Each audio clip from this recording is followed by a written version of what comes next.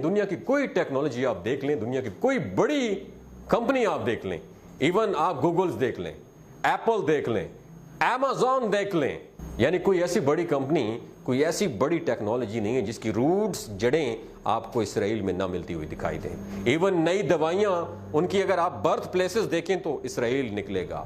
मैं 2 दिन पहले पढ़ रहा था कि इसराइल की एक नई टेक्नोलॉजी इन्वॉल्व की है जिसमें वो दीवार के पीछे भी देख सकते हैं, यानी एक ऐसी डिवाइस सामने लगाई जाएगी जो दीवार की दूसरी तरफ भी देख लेगी कि वहां जिंदा चीजें कौन कौन सी हैं। जो इसराइल का स्लोगन क्या है? 3 अल्फाज हैं, 3 फिक्रे हैं।